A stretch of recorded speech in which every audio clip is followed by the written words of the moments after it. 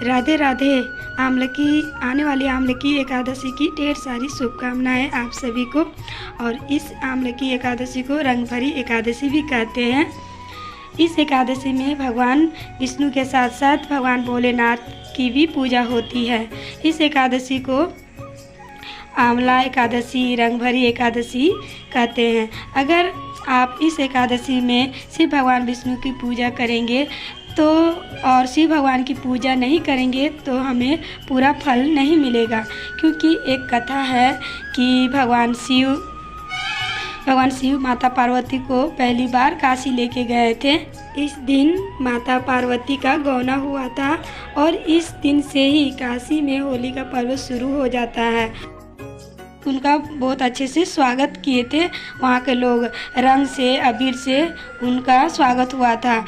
इसलिए काशी में 6 दिन से होली मतलब उस दिन से होली शुरू हो जाती है ये पर्व, और 6 दिन तक होली मनाई जाती है। तो इसलिए शिव बाबा को अच्छे से श्रृंगार करते हैं चंदन से, फिर पूजा करते हैं, आरती करते हैं, बहुत ही हर्ष उल्लास के साथ होली खेलते हैं, गुलाल लगाते हैं। तो इसलिए आमलकी एकादशी को नारायण के साथ साथ भगवान शिव की पूजा की जाती है। यहाँ भगवान जी का स्नान करा रहे हैं, तो लड्डू गोपाल नारायण का ही रूप है, तो इसीलिए बाल स्वरूप है, तो लड्डू गोपाल को भी स्नान करा रहे हैं। तो बहुत अच्छे से हम स्नान कराएंगे, जैसे पंचामृत है तो पंचामृत से, नहीं तो कच्चे दूध, मधु, चंदन, इस तरह से स्नान कराएंगे अच्छे भाव से। और तो शिव भगवान को भी हम अभिषेक किए हैं कच्चे दूध से, मधु से, और उसके बाद हम चंदन से फिर तिलक करेंगे। तो रंग भरी एकादशी आमलकी एकादशी को कहते हैं। और आज के दिन अबीर खेले जाते हैं और रंग खेले जाते हैं, तो और आंवले की भी पूजा होती है। तो इस दिन शिव भगवान को ज़रूर पूजा करेंगे।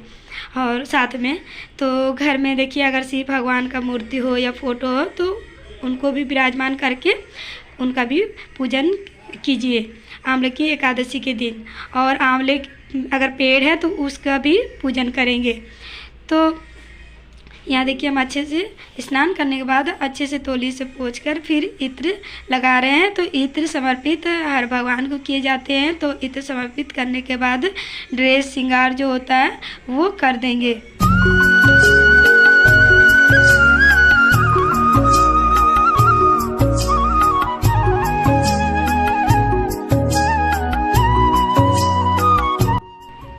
आमलकी एकादशी 20 मार्च को हम मनाएंगे, व्रत रखेंगे। या अगर व्रत नहीं भी रखेंगे तो कम से कम हमें घर पे शिव भगवान और विष्णु भगवान तो फ़ोटो है या मूर्ति है तो उनका पूजा हम ज़रूर करेंगे। अगर हम व्रत करेंगे तो सुबह स्नान करके फिर भगवान विष्णु के समक्ष, लक्ष्मी माता के पास हम संकल्प लेंगे व्रत का। उसके बाद पूजा घर को अच्छे से साफ कर लेंगे। फिर देखिए, भगवान का फ़ोटो को शुद्ध कर लेंगे अच्छे से गंगा जल से पोंछकर। फिर उसके माता लक्ष्मी की प्रतिमा और विष्णु भगवान का जो प्रतिमा है, शिव भगवान है, कान्हा जी है घर में, जो अगर भगवान जी इस तरह है तो फिर उनको अच्छे से गंगा जल से स्नान भाव करके फिर हम चंदन का तिलक करेंगे, हल्दी का तिलक करेंगे, और पीले वस्त्र लड्डू गोपाल को पहनाएंगे, पीले फूल चढ़ाएंगे। एकादशी के दिन हल्दी का उपयोग ज़रूर करते हैं, क्योंकि विष्णु भगवान को हल्दी प्रिय है और माता लक्ष्मी को भी। तो इस तरह पहले चंदन से तिलक किए हैं। तो भगवान की फ़ोटो में जो सभी जो भगवान जी हैं तो उस पर भी हम तिलक कर देंगे। और उसके बाद हल्दी से तिलक करेंगे। और जो माता लक्ष्मी है, सिंदूर रोड़ी हल्दी से तिलक कर लेंगे। माता लक्ष्मी को चंदन का तिलक नहीं करेंगे। फिर शिव भगवान है, शिव भगवान को भी हम चंदन से तिलक करेंगे, और हल्दी भी लगा सकते हैं, नहीं तो नहीं भी। तो उसके बाद वस्त्र रूपी कलावा अर्पित करेंगे भगवान जी को, सभी भगवान को।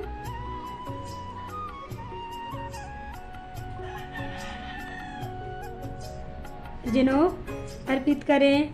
तो इस तरह से हमें आमलकी एकादशी के दिन सिंपल से सरल विधि से घर में पूजा कर लेंगे और व्रत भी रख लेंगे।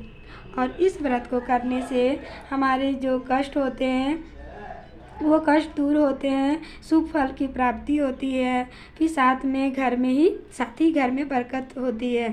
तो तुलसी पत्ता, तुलसी मंजीरी, ये चीज़ हमें एक दिन पहले तोड़ के रख लेते हैं, और एकादशी के दिन क्योंकि नहीं तोड़ना है तो एक तुलसी मंजीरी भगवान विष्णु को अर्पित किए, फिर लड्डू गोपाल को भी तुलसी पत्ता अर्पित किए। और पीले फूल है, पीले फूल चढ़ा दीजिए। अगर पीले फूल नहीं है तो जो फूल है वो आप चढ़ा सकते हैं।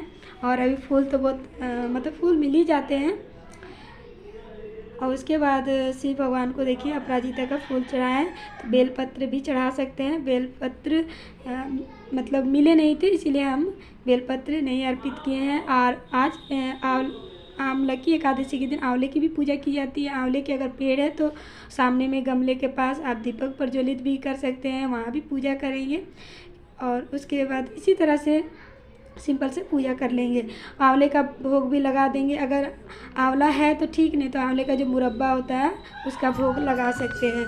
तो ऋतु फल नहीं तो आप लगा सकते हैं। तो अंगूर का भोग लगाया है, फल में मीठे का भोग लगाया है।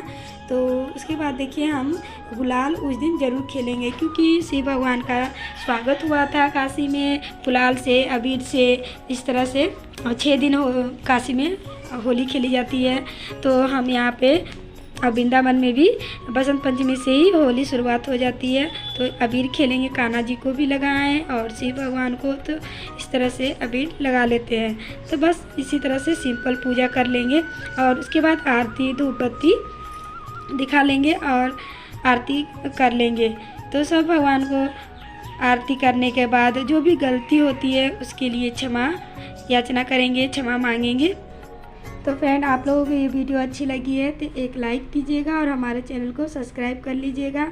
आप सभी को राधे राधे, हरि बोल।